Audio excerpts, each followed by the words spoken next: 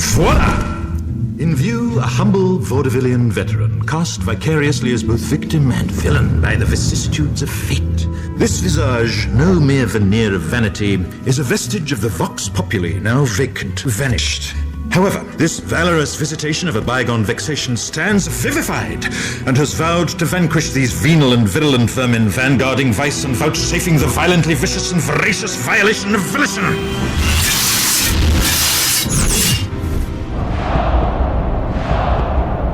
The only verdict is vengeance, a vendetta, held as a votive, not in vain, for the value and veracity of such shall one day vindicate the vigilant and the virtuous.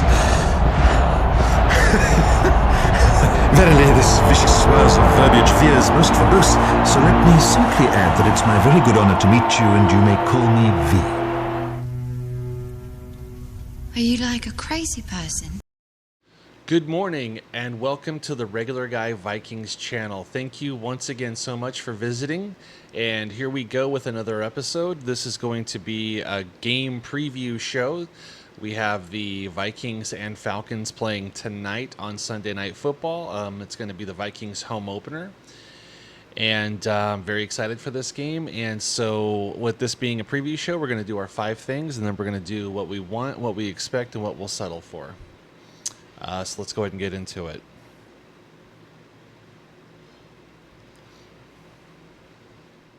Five things. All right, so these are the 5 things, and let's start off with number 1. Again, these aren't in any particular order, just 5 thoughts that I have on the upcoming game against the Falcons. So number 1, we're talking about injuries or just missing players in general. And so we have a long list of guys who aren't playing in this one, and so hopefully it's something that we can overcome. You know, starting with Christian Darrisaw, he won't be there at left tackle. We'll have Justin Skule playing yet again. Van Ginkel is out, so we're going to have Dallas Turner starting at left defensive end across from Grenard. No Jeff Okudah. We don't really know what his impact on the defense is yet. I didn't really see a ton of him in the first game, and so he will likely be replaced by McLauthern in this game, backed up by Fabian Moreau, who was called up from the practice squad. And then just going back to the defensive end spot, obviously Turner. We also called up Gabe Murphy, so now he'll be backed up by Gabe, and then, you know, behind him is still Bo Richter and Chaz Chambliss, but they're more special teamers at this point.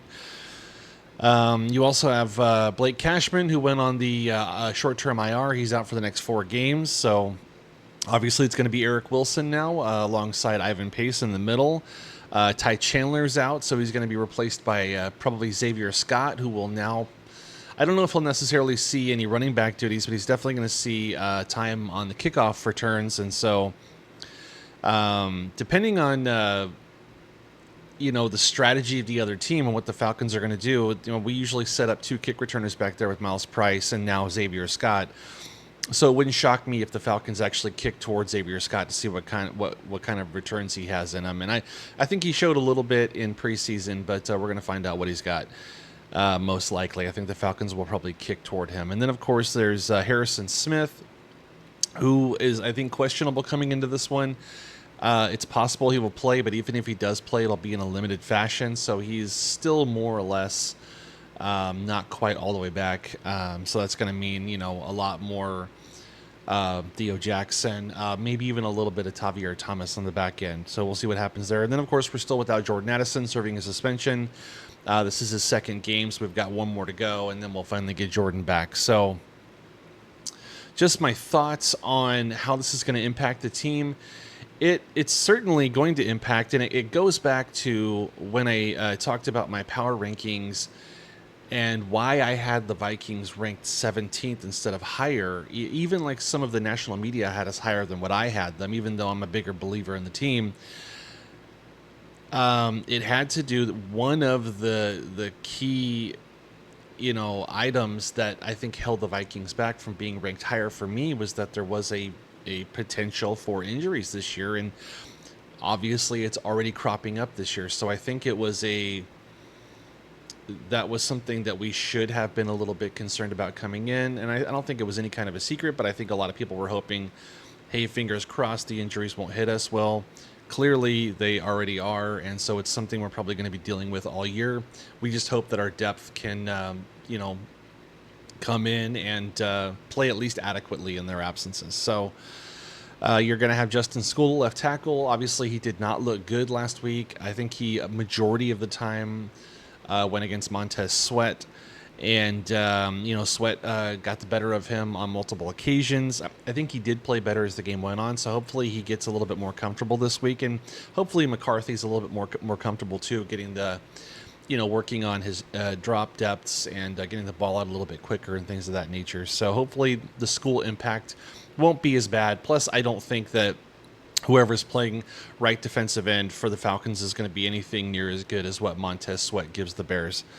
For the Falcons, I mean, what the Falcons have isn't as good as Montez Sweat. Okay, so then Dallas Turner, I think we have really high hopes for Dallas, and we know that he's incredibly talented.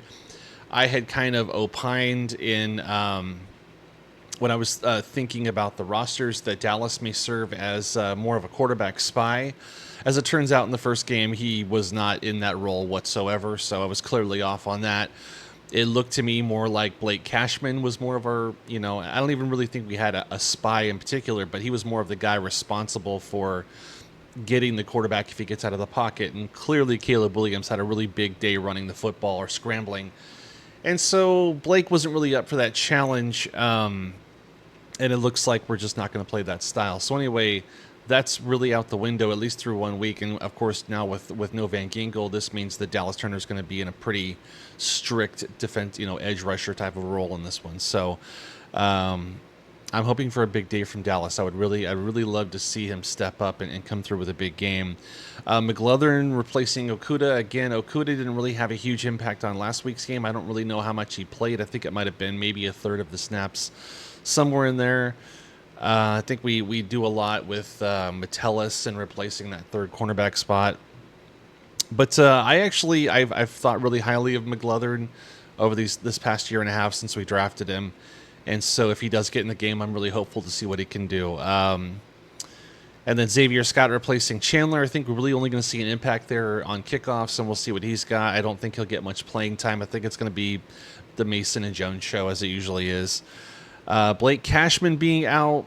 So I'm a little bit more down on Blake Cashman than most. I know a lot of people really speak highly of Blake Cashman, and I just want to say once again, this isn't me trying to bash on Cashman. I just don't think he's as explosive as a playmaker as people make him out to be. I think he's really passive in the run game, and I think where he does excel is in the shallow coverage area, and I don't think it really looked good last week. He and Ivan Pace and Byron Murphy did not have good first weeks, so I think that Eric Wilson has the potential to come in and play equally as well as Cashman, even though he's not being paid at the same level. I think that the drop-off from Cashman to Wilson isn't as great as people think it is. Now, how will Wilson do in coverage? I'm not totally sure, but I definitely know he's better in the run game.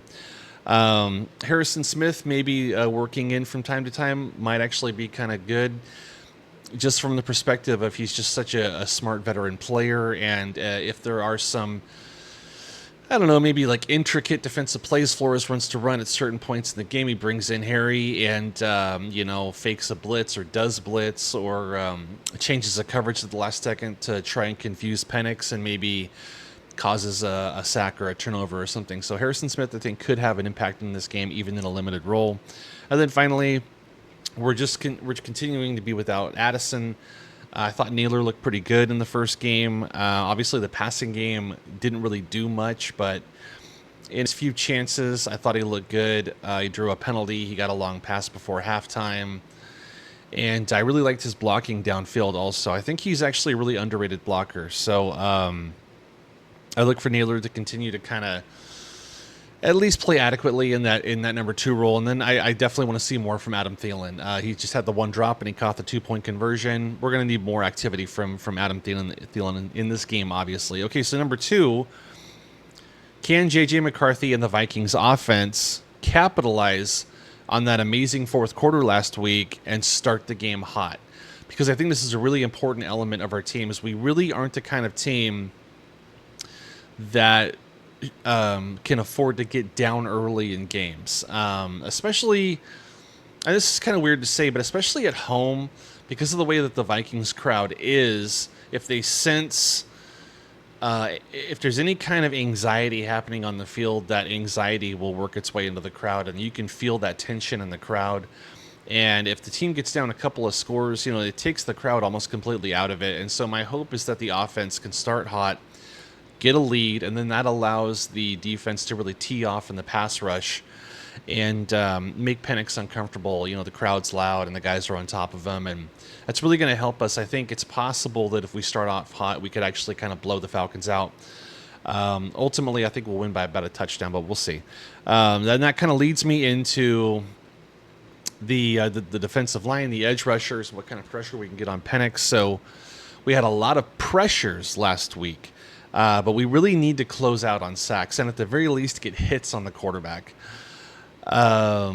Caleb was just, in the middle parts of the game, we actually, we did have Caleb flustered, but it seems like whenever he needed to make a play, he could with his legs. And we really need to, I just think, play a little bit more disciplined with our pass rush. There were times when guys were just leading wide open lanes for him to run through, and then the linebackers really weren't paying attention. I think that Ben Johnson does a great job. It's one of the ways where he really kills Flores, where he has a really good feel for when Flores is going to blitz, and when he does, he sends out a lot of long patterns for the receivers, including the running back, including the tight ends, and it leaves like 15 to 20 yards of just wide open space. And when you have a mobile quarterback like a Williams, obviously it didn't really hurt us against Goff. He would usually dump it down and then let his playmakers make the plays. But man, Caleb really killed us with his legs. Ben Johnson did a great job leaving those wide open spaces. And so with Penix, we're going to be looking at closer to a Goff style than a Caleb Williams style. But I just think it's important for the pass rushers to stay disciplined, at least get hits on Penix, make him uncomfortable in the pocket, make him be a little bit hurried in his progressions and his throwing, and get his footwork a little bit off, and just make him uncomfortable back there. He's a different style of dude than Caleb Williams. He's the kind of guy who will hit his back foot and make the throw. He's great at progressing and reading the field. So he's going to be getting rid of the ball on time, and so that's just why, again, it's just so important. Make him uncomfortable and get hits on him. If you can, at least get sacks on him. And make sure that they're legal hits, Ivan Pace. Although I will say that, that was at the end of the game, really, so I wouldn't say Caleb got hit too much in that game up to that point, but it definitely did. Well, you could see the look in his eyes. That hit definitely rattled him at the time, and it would have been nice if we had gotten a hit like that earlier in the game. So let's get to Penix early. Let's hit him. Let's get him to the ground, and let's make him uncomfortable for the rest of the game. So number 4, how will Eric Wilson look filling in for Blake Cashman? I think he'll look okay. I think he's not quite the same player as Blake in coverage. We're going to see how that goes. I don't know. This is the kind of game where you're going to find out, because I think that Penix is going to be dumping off, because he's a smart quarterback. He'll take the checkdowns when they're there. He'll be dumping the ball off, to a Pitts, to a Bijan Robinson, to a Tyler Algier, and he's going to let those guys go and make the plays. And if Eric Wilson isn't disciplined in his coverage and letting these guys get free, we could be looking at a lot of chunk plays and a lot of yak yardage from these guys. So I have a lot of faith in Eric Wilson in the run game, and the run game actually looked better than I thought it would in week 1 against the Bears. Really, like half of those yards were from scrambles by Caleb. So we'll see what the run defense looks like this week. But I'm actually feeling a little bit better than I was coming into the year. And I think Eric Wilson will help sustain that. But yeah, in coverage, though, I do have some questions. And obviously, we need a better game out of Ivan Pace. He did not have a good game last week. He got exposed in many different areas, took a penalty. And so hopefully they're not asking him to play in the Cashman role. I think he really struggles in that role. Let him stay where he is. Bring Wilson in to play the Cashman role. So, and then finally, number 5, just like I was talking about, the Falcons have a really nice group of skill position guys. In addition to the 3 guys I just mentioned, they also have Darnell Mooney. They have Drake London. There's 5 guys right there who I wouldn't necessarily maybe put them in the top 5 in terms of like if you were to say, you know, group together your 5 best skill position players, and then look throughout the NFL and see who has the best 5. But I would say the Falcons are definitely in the top 10, if not creeping up toward the top 5. And that's 5 really good skill position players. And so they now have a quarterback who can get the ball out on time and get it into their hands and let them make plays. And so last week, I didn't really like what I saw. And I think maybe it was because we weren't quite closing on those sacks and Caleb was able to get rid of the ball. There were just a lot of times where he was finding wide open guys. There were huge gaps in our zone coverage. Guys were not pinching down on those gaps. They weren't, you know, playing in the right passing lanes to, you know, try to change the trajectory on his pass or get a tip ball here and there. You know, I just didn't see enough of that last week. And so if we leave huge gaps like that in our zones again this week and we're not getting home on Penix, it could lead to a lot of explosive plays for Atlanta. So I'm a little bit fearful of that. So we're going to need, you know, better closing out on sacks and hits from the defense, from our rushers, and much tighter on the back end from the secondary. So that's number 5. That's my 5 things. And then we're just going to do what I want, what I expect, what I'll settle for, which is what I want is clearly a Vikings win, but I also want Dallas Turner to look impressive and to have multiple sacks. And I'd love it if the Vikings could get a win kind of easy like they did last year. I think they won by 3 touchdowns last year. What I actually expect a shootout. I think both offenses will be pretty hot, and I think the Vikings will win by a touchdown just due to the fact that we're at home. It's the home opener. There's going to be a lot of excitement. We're coming off of a lot of momentum from last week from that fourth quarter. And so I think we will win, but I think there's going to be a lot of points scored in this one. And then finally, what I'll settle for is I will settle for a close win. I just want the offense to look way more consistent and explosive than they did last week. Going 3 quarters with practically no offense, that's just not going to cut it. We need to start out the game well. We need to keep it up throughout the entire game and put probably at least 30 or more points on the board in this one. One thing I did, amongst all of the other things from J.J. McCarthy last week, another thing that I took away from him was once they scrapped that kind of timid short passing game early in the game and moved into the second half, I noticed that McCarthy really does not have any fear of pushing the ball down the field. I think he is very comfortable doing that. I think the people who say that the Darnold long passing game from last year is going to go away because McCarthy's going to be like a check down merchant, or he's just going to throw a lot of intermediate stuff, I was like, I beg to differ. I think based on what I saw last week, I think he has no issue whatsoever pushing the ball down the field, and I expect to see a lot more of that today. I expect to see a lot of air yards under those passes. So anyway, that's going to do it for the Falcons preview show. As always, play vicious and be victorious. Peace. Thanks for watching the Regular Guy Vikings Hour. If you enjoyed this video, please interact with my content, such as liking, subscribing, or even commenting. And when you're done with that, come say hello to me over on my social media platforms. Thanks.